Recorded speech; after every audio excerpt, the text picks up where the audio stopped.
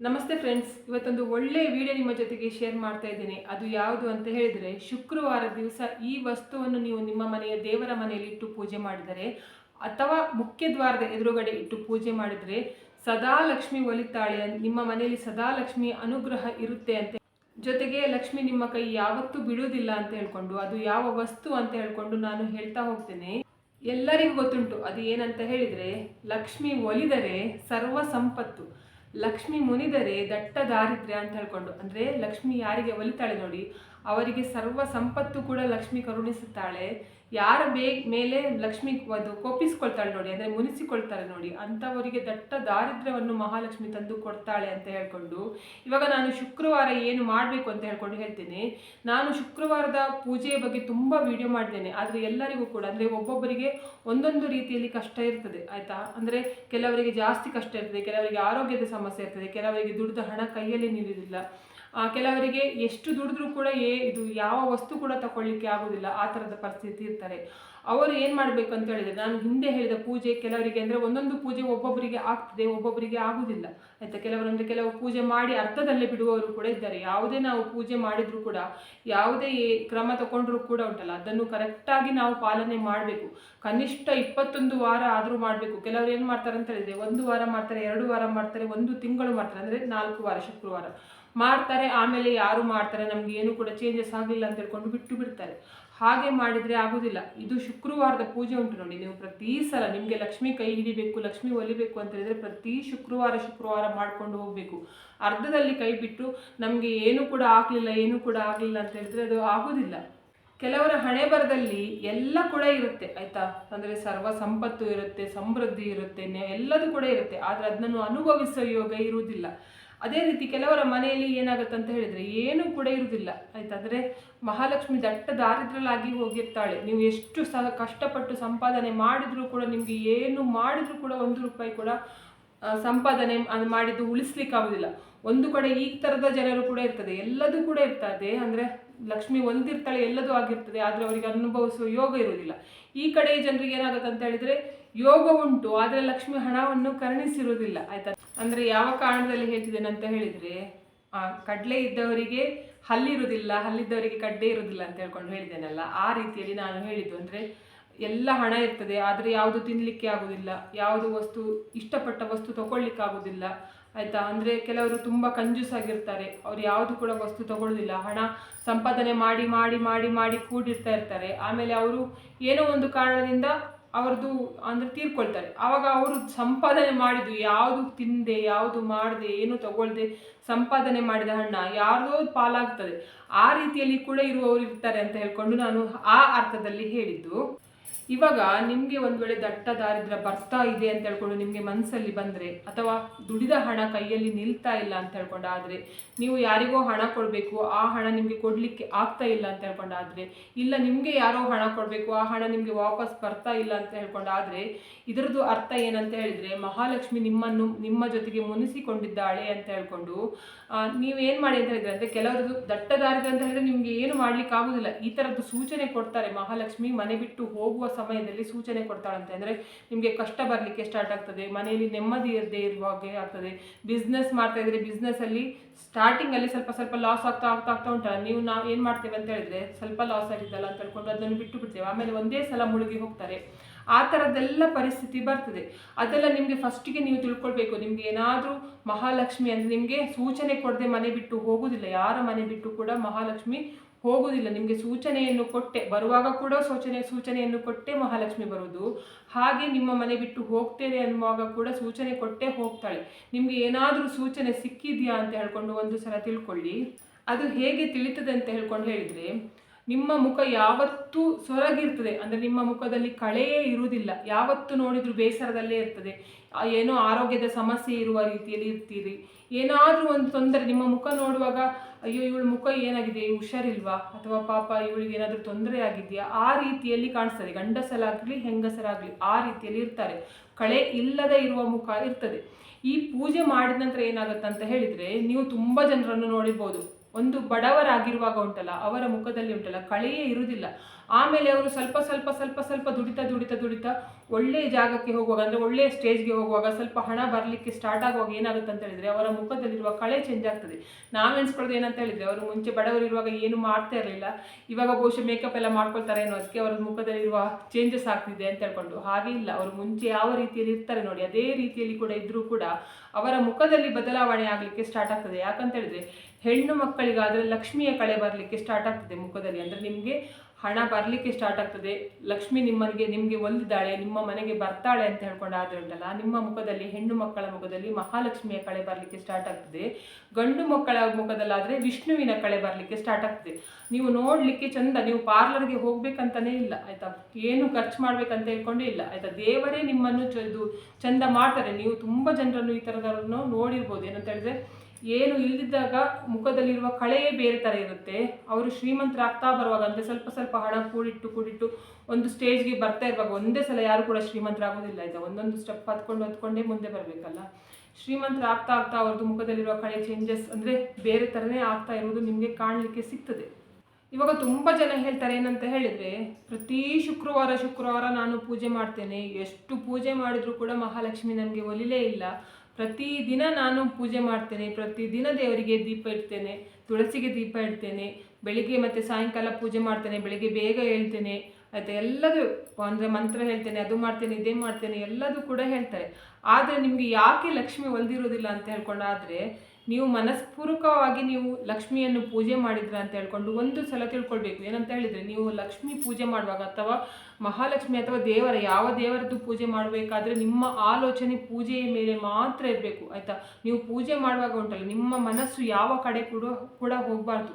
ನಿಮಗೆ ಏನು ಬೇಕು ನೋಡಿ ಅದನ್ನು ಮಹಾಲಕ್ಷ್ಮಿ ಹತ್ರ ಕೇಳ್ತಾ ಇರಬೇಕು. ಏನಂತ ಹೇಳಿದರೆ, ನನಗೆ ಈ ಥರದ್ದು ತೊಂದರೆ ಉಂಟು, ನನಗೆ ಸರಿ ಮಾಡು ಆಯಿತಾ, ಸರಿ ಮಾಡು ಅಂತ ಹೇಳ್ಕೊಂಡು ಹೇಳ್ತಾ ಇರಬೇಕು. ಬಿಟ್ಟರೆ ನೀವು ಉಂಟಲ್ಲ ಸುಮ್ಮನೆ ಅಗರಬತ್ತಿಗೆ ತೋರಿಸ್ತಾ ಇರೋದು, ಮಂತ್ರ ಬಾಯಲ್ಲಿ ಹೇಳ್ತಾ ಇರೋದು, ನಿಮ್ಮ ಮನಸ್ಸು ಬೇರೆ ಕಡೆ ಎಲ್ಲ ಇರ್ತದೆ ಆಯಿತಾ. ಅಂದರೆ ನೋಡುವಾಗ ಉಂಟಲ್ಲ, ಯಾರಾದರೂ ನೋಡುವಾಗ ನೀವು ಎಷ್ಟು ದೇವರ ಭಕ್ತಿಯಿಂದ ಪೂಜೆ ಮಾಡ್ತಿದ್ದೀರಾ ಅಂತ ಹೇಳ್ಕೊಂಡು ಕಾಣಿಸ್ತದೆ.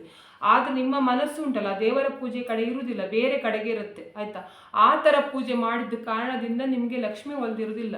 ನೀವು ಏನು ಮಾಡಿ ಅಂತ ಹೇಳಿದರೆ, ನಿಮಗೆ ಪೂಜೆ ಮಾಡುವಕ್ಕಿಂತ ಮುಂಚೆ ಆಯಿತಾ, ಒಂದು 10 ನಿಮಿಷದ ಮುಂಚೆ ಏನು ಮಾಡಿ ಅಂತ ಹೇಳಿದರೆ, ಸ್ವಲ್ಪ ಹೊತ್ತು ಕಣ್ಣು ಮುಚ್ಕೊಂಡು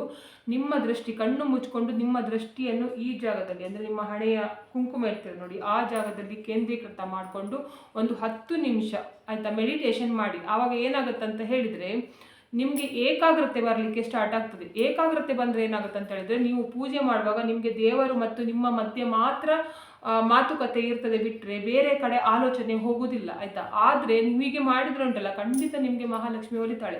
ನಾವು ಸುಮ್ಮನೆ ಪೂಜೆ ಮಾಡ್ತಾ ಇರೋದು, ಲೆಕ್ಕ ಬರ್ತಿಗೆ ಮಂತ್ರ ಹೇಳ್ತಾ ಇರೋದು, ಬಾಯಲ್ಲಿ ಮಂತ್ರ ಹೇಳೋದು, ಅದು ನಮ್ಮ ಮನಸ್ಸು ಬೇರೆ ಕಡೆನೇ ತಿರುಗ್ತಾ ಇರ್ತದೆ. ಆ ಥರ ಮಾಡಿದರೂ ಕೂಡ ಆಗೋದಿಲ್ಲ ಆಯಿತಾ. ನೀವು ಇನ್ನು ಮುಂದಾದರೂ, ಇಷ್ಟು ದಿವಸ ಪೂಜೆ ಮಾಡಿದ್ದು ಹೋಯ್ತಲ್ಲ, ಇನ್ನು ಮುಂದಾದರೂ ದೇವರಿಗೆ ಪೂಜೆ ಮಾಡುವಾಗ ಉಂಟಲ್ಲ ನಿಮ್ಮ ಮನಸ್ಸು ನಿಮ್ಮದು ದೇವರಿಗೆ ಮತ್ತು ನಿಮಗೆ ಮಾತ್ರ ಇರಬೇಕು, ಬಿಟ್ಟರೆ ಆ ಮನಸ್ಸನ್ನು ಎಲ್ಲೆಲ್ಲೂ ಹರಿಬಿಡಲಿಕ್ಕೆ ಹೋಗಬೇಡಿ. ಹಾಗೆ ಮಾಡಿದರೆ ನೀವು ಎಷ್ಟು ಪೂಜೆ ಮಾಡಿದರೂ ಕೂಡ ಏನು ಕೂಡ ಪ್ರಯೋಜನಕ್ಕೆ ಬರುವುದಿಲ್ಲ. ಇವಾಗ ನಾನು ಹೇಳ್ತೇನೆ ಯಾವ ರೀತಿ ಪೂಜೆ ಮಾಡಬೇಕು ಅಂತ ಹೇಳ್ಕೊಂಡು. ಇದನ್ನು ನೀವು ಮಾಡಿದರೆ ಉಂಟಲ್ಲ, ಒಂದು ಸಲ ಮಾಡಿ 1 ವಾರ 2 ವಾರ ಮಾಡಿ ಬಿಡುವುದಲ್ಲ, ಪ್ರತಿ ಶುಕ್ರವಾರ ಮಾಡಬೇಕು. ನಿಮಗೆ ಮಹಾಲಕ್ಷ್ಮಿ ಒಲಿಬೇಕಂತ ಹೇಳ್ತೀವಿ. 3-4 ವಾರ ಪೂಜೆ ಮಾಡಿಕೊಂಡು ನನಗೆ ಕೈಯಲ್ಲಿ ಆಗೋದಿಲ್ಲ ಅಂತ ಹೇಳ್ಕೊಂಡು ಆದರೆ ಪೂಜೆ ಮಾಡಲಿಕ್ಕೆ ಹೋಗೋದೇ ಬೇಡ. ಯಾಕಂತ ಹೇಳಿದರೆ ಕೆಲವೊಂದು ಪೂಜೆಗೆ ನಾವು ಕ್ರಮಬದ್ಧವಾಗಿ ಮಾಡಬೇಕು. ಇಷ್ಟು ವಾರ, ಇಷ್ಟು ತಿಂಗಳು, ಇಷ್ಟು ವರ್ಷ ಅಂತ ಹೇಳ್ಕೊಂಡು ಇರ್ತದೆ. ನಾವು ನಮಗೆ ಇಷ್ಟ ಬಂದ ಹಾಗೆ ನಾವು ಪೂಜೆ ಮಾಡ್ತೇವೆ ಅಂತ ಹೇಳ್ಕೊಂಡು ಆದರೆ ನಮಗೆ ಮಾಡಲಿಕ್ಕೆ ನಾನು ಮಾಡ್ತೇನೆ, ಅದು ನನಗೆ ಆಗಲಿಲ್ಲ ಅಂತ ಹೇಳಿದ್ರೆ ನಾನು ಬಿಟ್ಟು ಬಿಡ್ತೇನೆ. ಆ ಥರ ಮಾಡಿದರೆ ಪ್ರಯೋಜನ ಇಲ್ಲ ಆಯಿತಾ. ಆ ಕಾರಣಕ್ಕಿಂತ ನಾನು ಹೇಳೋದು, ನಿಮಗೆ ಈ ಪೂಜೆ ಮಾಡಲಿಕ್ಕೆ ಇಷ್ಟ ಇದ್ದರೆ ಉಂಟಲ್ಲ, ನೀವು ಪ್ರತಿ ಶುಕ್ರವಾರ ನಿಮಗೆ ಲಕ್ಷ್ಮಿ ಒಲಿತಾ ಇದ್ದಾಳೆ ಅಂತ ಹೇಳ್ಕೊಂಡು ಅನುಭವ ಆದ ನಂತರ ಕೂಡ ನೀವು ಇದನ್ನು ಬಿಡಲಿಕ್ಕಿಲ್ಲ. ಆ ಥರ ಇದ್ದರೆ ಮಾತ್ರ ಮಾಡಲಿಕ್ಕೆ ಹೋಗಿ, ಇಲ್ಲದಿದ್ದರೆ ಮಾಡೋದು ಬೇಡ ಆಯಿತಾ. ಏನು ಮಾಡಬೇಕು ಅಂತ ಹೇಳಿದರೆ, ಶುಕ್ರವಾರ ದಿವಸ ಬೆರಣಿ ಅಂದರೆ ಹಸುವಿನ ಸೆಗಣಿ ಉಂಟಲ್ಲ ಅದನ್ನು ತೊಗೊಂಡು ಬರಬೇಕು ನೀವು ಆಯಿತಾ. ಇಲ್ಲಿ ಬ್ಯಾಂಗ್ಳೂರಲ್ಲೆಲ್ಲ ನಿಮಗೆ ಹಸಿ ಸೆಗಣಿ ಸಿಗೋದು ಕಷ್ಟ. ಯಾಕಂತ ಹೇಳಿದರೆ ಅಷ್ಟು ಚೆನ್ನಾಗಿರೋದಿಲ್ಲ. ನಿಮಗೆ ಊರು ಕಡೆ ಎಲ್ಲ ಹೋದರೆ ಸಗಣಿ ಸಿಗ್ತದೆ ಆಯಿತಾ. ಆದರೂ ಕೂಡ ನಮಗೆ ಅಂದರೆ ಇದು ಪೂಜೆ ಮಾಡಲಿಕ್ಕೆ ಮೇಯ್ನ್ ಬೇಕಾಗಿದ್ದು ಸಗಣಿ ಅಲ್ವಾ. ಆ ಕಾರಣದಿಂದ ನೀವು ಇಲ್ಲಿ ಸಿಕ್ಕಿದ್ರು ಕೂಡ ತೊಗೊಂಡು ಬರಬೇಕು ಆಯಿತಾ. ಏನು ಮಾಡಲಿಕ್ಕೂ ಆಗೋದಿಲ್ಲ, ಚೆನ್ನಾಗಿಲ್ಲ ಅಂತ ಹೇಳ್ಕೊಂಡು ಬಿಡಲಿಕ್ಕೆ ಆಗೋದಿಲ್ಲ. ಇಲ್ಲಿದ್ದು ಹಸುಗಳೆಲ್ಲ ಉಂಟಲ್ಲ, ಅಂದರೆ ನಿಮಗೆ ಆದಷ್ಟು ನಾಟಿ ಹಸುಗಳೆಲ್ಲಾದರೂ ಸಿಕ್ಕಿದರೆ ಅಂಥ ಹಸುವಿನ ಸಗಣಿ ಎಲ್ಲಾದರೂ ಸಿಗ್ತದೆ ನೋಡಿ. ಯಾಕಂತ ಹೇಳಿದರೆ ಇದು ದೊಡ್ಡ ಹಸು ಬರ್ತಲ್ಲ, ಅದ್ರದ್ದು ಸಗಣಿ ಮುಟ್ಟುವ ಹಾಗೆ ಇರುವುದಿಲ್ಲ. ಆದ ಕಾರಣಕ್ಕೆ ಹೇಳೋದು ಸಿಕ್ಕಿದ್ರೆ ಒಳ್ಳೆಯದು, ಇಲ್ಲ ಅಂತ ಹೇಳಿದರೆ ಮಾಮೂಲಿ ಈಗ ಎಲ್ಲ ಹಸುಗಳಿರ್ತದೆ ನೋಡಿ, ದೊಡ್ಡ ಹಸು ಅದರದ್ದು ಸಗಣಿ ಆದರೂ ಕೂಡ ಪರವಾಗಿಲ್ಲ, ಮತ್ತು ಏನು ಮಾಡಲಿಕ್ಕಾಗೋದಿಲ್ಲ. ಊರು ಕಡೆಯವರಿಗಾದರೂ ನಿಮಗೆ ಒಳ್ಳೆಯ ಹಸುವಿನ ಸಗಣಿ ಸಿಗ್ತದೆ, ಅದನ್ನೇ ಯೂಸ್ ಮಾಡಿ. ಸಿಗಲಿಲ್ಲ ಅಂತ ಹೇಳಿದವರು ಇದನ್ನು ಯೂಸ್ ಮಾಡಿದರೆ ಏನು ಕೂಡ ಆಗೋದಿಲ್ಲ ಆಯಿತಾ. ಹಸುವೇ ಅಲ್ವಾ, ಆ ಕಾರಣಕ್ಕೆ ಬೆರಣಿಯಲ್ಲಿ ಉಂಟಲ್ಲ ಮಹಾಲಕ್ಷ್ಮಿಯ ಆಶೀರ್ವಾದ ಕೂಡ ಇರ್ತದೆ ಜೊತೆಗೆ, ಅಂದರೆ ಸೆಗಣಿಯಲ್ಲಿ ಮಹಾಲಕ್ಷ್ಮಿಯ ಆಶೀರ್ವಾದ ಕೂಡ ಇರ್ತದೆ. ಗಣೇಶನಿಗೆ ಕೂಡ ತುಂಬ ಪ್ರಿಯವಾದ ವಸ್ತು, ಅಂದರೆ ಇದು ಇಷ್ಟಪಡ್ತಾರೆ ಗಣೇಶ ಅಂತ ಹೇಳ್ಕೊಂಡು ಹೇಳ್ತಾರಲ್ಲ, ಆ ಕಾರಣದಿಂದ ನಿಮಗೆ ಮನೆಯಲ್ಲಿರುವ ನೆಗೆಟಿವ್ ಎನರ್ಜಿ ಮನೆಯಿಂದ ಹೊರಗಡೆ ಹೋಗಬೇಕು, ಮನೆಯಲ್ಲಿ ಪಾಸಿಟಿವ್ ಎನರ್ಜಿ ಬರಬೇಕು, ನಿಮ್ಮ ಮನೆಯಲ್ಲಿ ಮಹಾಲಕ್ಷ್ಮಿ ನೆಲೆಸಬೇಕು ಅಂತ ಹೇಳಿದರೆ ಇದನ್ನು ತೊಗೊಂಬರ್ಬೇಕು. ತಂದು ಏನು ಮಾಡಬೇಕು ಅಂತ ಹೇಳಿದರೆ, ನೀವು ಬೆಳಿಗ್ಗೆ ಹೊತ್ತಲ್ಲಿ ಮಾಡಿದರೆ ತುಂಬ ಒಳ್ಳೆಯದು ಸಾಯಂಕಾಲ ಮಾಡೋದಕ್ಕಿಂತ. ಇವಾಗ ನಮಗೆ ಬೆಳಿಗ್ಗೆ ಪುರ್ಸೊತ್ತಿಲ್ಲ ಅಂತ ಹೇಳ್ಕೊಂಡಾದರೆ ಸಾಯಂಕಾಲ ಗೋಧೂಳಿ ಸಮಯದಲ್ಲಾದರೂ ಮಾಡಿ. ಏನು ಮಾಡಬೇಕು ಅಂತ ಹೇಳಿದರೆ, ಸಗಣಿಯನ್ನು ನೀವು ಉಂಡೆ ರೀತಿಯಲ್ಲಿ ಮಾಡಿ ನಿಮ್ಮ ಮನೆಯ ಮುಖ್ಯ ದ್ವಾರದ ಎದುರುಗಡೆ, ಅಂದರೆ ಮೇಯ್ನ್ ಡೋರ್ ಉಂಟಲ್ಲ ಅದರದ್ದು ಮಧ್ಯದಲ್ಲಿ, ಹೊಸ್ತಿಲ ಮೇಲೆ ಇಡಬೇಡಿ, ಹೊಸ್ತಿಲ ಕೆಳಗಡೆ ಇಟ್ಟು ಏನು ಮಾಡಿ ಅಂತ ಹೇಳಿದ್ರೆ ಅದಕ್ಕೆ ಅರಶಿನ ಮತ್ತು ಕುಂಕುಮವನ್ನು ಹಚ್ಚಿ, ಮಹಾಲಕ್ಷ್ಮಿಯ ಸ್ವರೂಪದಲ್ಲಿ ಅರಶಿನ ಮತ್ತು ಕುಂಕುಮವನ್ನು ಹಚ್ಚಿ, ಗಣೇಶ ಸ್ವರೂಪದಲ್ಲಿ ಅದಕ್ಕೆ ಒಂದು ಗರಿಕೆಯನ್ನು ಇಡಿ ಆಯಿತಾ. ನೀವು ಬೇಕಾದರೆ 21 ಗರಿಕೆ ಬೇಕಾದರೆ ಇಡ್ಬೋದು, ಇಲ್ಲ ಅಂತ ಹೇಳಿದರೆ 1 ಕಟ್ಟು ಗರಿಕೆ ಬೇಕಾದರೆ ಇಡ್ಬೋದು. ಒಂದೇ ಒಂದು ಇಡಲಿಕ್ಕೆ ಹೋಗಬೇಡಿ, ಆಮೇಲೆ 1 ಕಟ್ಟು ಇಡ್ಬೋದು ಅಥವಾ 21 ಬೇಕಾದರೆ ಇಡ್ಬೋದು, ನಿಮ್ಮ ಇಷ್ಟಕ್ಕೆ ಬಿಟ್ಟಿದ್ದು. ತುಂಬ ಸಿಗ್ತದೆ ಅಂತ ಹೇಳಿದ್ರೆ ತುಂಬ ಇಡ್ಬೋದು, ಏನಾಗೋದಿಲ್ಲ. ಇಟ್ಟು ಆದ ನಂತರ ಏನು ಮಾಡಿ ಅಂತ ಹೇಳಿದರೆ ಮನೆಯ ಒಳಗಡೆ ಬರಬೇಕು ಆಯಿತಾ. ಇದು ಶುಕ್ರವಾರ ಮಾತ್ರ ಮಾಡಲಿಕ್ಕೆ, ಶುಕ್ರವಾರ ಬಿಟ್ಟು ಬೇರೆ ಯಾವ ದಿನ ಕೂಡ ಮಾಡಲಿಕ್ಕೆ ಹೋಗಬೇಡಿ. ಮನೆಯ ಒಳಗಡೆ ಬಂದು ಏನು ಮಾಡಿ ಅಂತ ಹೇಳಿದರೆ, ಇದು ಒಣ ಬೆರಣಿ ಸಿಗ್ತದೆ ನಿಮಗೆ, ಇದು ಗಂದಿಗೆ ಅಂಗಡಿಯಲ್ಲಿ ಸುಲಭವಾಗಿ ಸಿಗ್ತದೆ, ಬೆರಣಿ ಉಂಟಲ್ಲ ಸಿಗ್ತದೆ. ಅದು ಹಸಿ ಸಿಗುವುದು ತುಂಬ ಕಷ್ಟ, ಒಣಗಿದ್ದು ಎಲ್ಲ ಕಡೆ ಸಿಗ್ತದೆ, ಆದ್ದರಿಂದ ಹೇಳ್ತಿರೋದು. ಅದನ್ನ ಏನು ಮಾಡಿ ಅಂತ ಹೇಳಿದರೆ ದೇವರ ಮನೆಯ ಹತ್ರ ಇಟ್ಕೊಂಡು ಅದನ್ನು ಕೆಂಡ ಮಾಡಬೇಕು ಆಯಿತಾ. ನೀವು ಅಡುಗೆ ಮನೆಯಲ್ಲಿ ಕೆಂಡ ಮಾಡಿಕೊಂಡು ತೊಗೊಂಬರೋದು ಬೇಡ, ಅದು ಒಂದು ಪಾತ್ರೆಯಲ್ಲಿ ಹಾಕಿ ಉಂಟಲ್ಲ ದೇವರ ಮನೆಯಲ್ಲಿ ಅದನ್ನು ಕೆಂಡ ಮಾಡಿ. ನೀವು ಬೇಕಾದರೆ ಅದನ್ನು ಸ್ವಲ್ಪ ತುಪ್ಪ ಹಾಕಿ ಆಮೇಲೆ ಅದಕ್ಕೆ ಕೆಂಡ ಮಾಡ್ಬೋದು, ಇಲ್ಲ ಅಂತ ಹೇಳಿದರೆ ಕರ್ಪೂರದಲ್ಲಿ ಬೇಕಾದರೆ ಕೆಂಡ ಮಾಡ್ಬೋದು, ನಿಮ್ಮ ಇಷ್ಟಕ್ಕೆ ಬಿಟ್ಟಿದ್ದು. ಆ ಕೆಂಡಕ್ಕೆ ಉಂಟಲ್ಲ ಸಾಂಬ್ರಾಣಿಯನ್ನು ಹಾಕಿ ಹೊಗೆ ಮಾಡಬೇಕು, ಹೊಗೆ ಮಾಡಿ ಮಹಾಲಕ್ಷ್ಮಿಗೆ ಪೂಜೆ ಮಾಡಬೇಕು, ಲಕ್ಷ್ಮಿಗೆ ಪೂಜೆ ಮಾಡಬೇಕು ಆಯಿತಾ. ಲಕ್ಷ್ಮಿಗೆ ಪೂಜೆ ಮಾಡುವುದಕ್ಕಿಂತ ಮುಂಚೆ ಏನು ಮಾಡಬೇಕು ಅಂತ ಹೇಳಿದರೆ, ಕೆಂಪು ಬಣ್ಣದ ಹೂವು ಅಂತ ಹೇಳಿದರೆ ಮಹಾಲಕ್ಷ್ಮಿಗೆ ತುಂಬ ಇಷ್ಟ ಅಂತ ಹೇಳ್ಕೊಂಡು ನಾನು ಹೇಳಿದ್ದೇನೆ, ಪ್ರತಿ ಸಲ ಹೇಳ್ತೇನೆ. ನೀವು ಲಕ್ಷ್ಮಿಯನ್ನು ವಶೀಕರಣ ಮಾಡಬೇಕು ಅಂತ ಹೇಳಿದರೆ ತಾವರೆ ಹೂವು ಅಥವಾ ಕೆಂಪು ಹೂವಿನಿಂದ ವಶೀಕರಣ ಮಾಡ್ಕೊಳ್ಬಹುದು ಅಂತ ಹೇಳ್ಕೊಂಡು ನೀವೇನು ಮಾಡಿ ಅಂತ ಹೇಳಿದರೆ 21 ಹೂವು ಆಯಿತಾ, ಕೆಂಪು ಬಣ್ಣದ ಹೂವು, ಅದು ಗುಲಾಬಿ ಹೂವು ಬೇಕಾದರೆ ಆಗಿರ್ಬೋದು, ಬೇರೆ ಯಾವುದಾದ್ರೂ ಹೂವು ಆಗಿರ್ಬೋದು. ಇದು ಶುಕ್ರವಾರ ದಿವಸ ಮಾತ್ರ ಮಾಡಲಿಕ್ಕೆ, ಬೇರೆ ದಿವಸ ಮಾಡುವ ಅಗತ್ಯ ಇಲ್ಲ. 21 ಹೂವನ್ನು ತಗೊಂಡು ಕಟ್ಟಬೇಕು ಆಯಿತಾ. ನೀವೇ ನಿಮ್ಮ ಕೈಯಾರೆ ಕಟ್ಟಿ ಆಯಿತಾ, ಕಟ್ಟಿರೋದನ್ನು ಬರುವ ಬದಲು ನೀವೇ ಕಟ್ಟಿ. ಬೇಕಾದರೆ ನೀವು ಅಂದರೆ ಬಾಳೆದು ಬರ್ತದೆ ನೋಡಿ ದಾರ, ಅದರಲ್ಲಿ ಬೇಕಾದರೆ ಕಟ್ಬೋದು, ಇಲ್ಲ ಅಂತ ಹೇಳಿದರೆ ಹೂ ಕಟ್ಟಲಿಕ್ಕೆ ಅಂತಲೇ ದಾರ ಸಿಗ್ತದೆ ನೋಡಿ, ಅದರಲ್ಲೇ ಬೇಕಾದರೆ ಕಟ್ಬೋದು. ಆದರೆ ನೀವು ಬಟ್ಟೆ ಹೊಲಿಕ್ಕೆ ಯೂಸ್ ಮಾಡ್ತೀರಿ ನೋಡಿ, ಆ ದಾರ ಬೇಡ, ಯಾಕಂತೇಳಿದ್ರೆ ಅದು ಕಟ್ಟಾಗುವ ಚಾನ್ಸಸ್ ಇರ್ತದೆ, ತುಂಬ ಶಾರ್ಪ್ ಇರ್ತದಲ್ವ, ಆ ಕಾರಣದಿಂದ ಅದು ಕಟ್ಟಾಗುವ ಚಾನ್ಸಸ್ ಇರ್ತದೆ. ನಿಮಗೆ 21 ಹೂ 21 ಕರೆಕ್ಟಾಗಿರಬೇಕು, ಎಲ್ಲೂ ಕೂಡ ಅದು ಆಚೆ ಈಚೆ ಆಗಿರಬಾರ್ದು, ಆ ಕಾರಣದಿಂದ ಹೇಳೋದು. ಬಾಳೆ ದಾರದಲ್ಲಿ ಆದರೆ ನೀವು ಬಾಳೆ ದಾರದಲ್ಲೇ ಕಟ್ಟಿ, ಇಲ್ಲ ಅಂತ ಹೇಳಿದರೆ ಹೂ ಕಟ್ಟಲಿಕ್ಕೆ ಅಂತ ಹೇಳ್ಕೊಂಡೇ ಒಂದು ದಾರ ಸಿಗ್ತದೆ ನೋಡಿ, ಆ ದಾರದಲ್ಲಿ 21 ಹೂವನ್ನು ಇಟ್ಟು ಉಂಟಲ್ಲ ಒಂದು ಮಾಲೆ ಮಾಡಿ ಮಹಾಲಕ್ಷ್ಮಿಗೆ ನೀವು ಹಾಕಬೇಕು.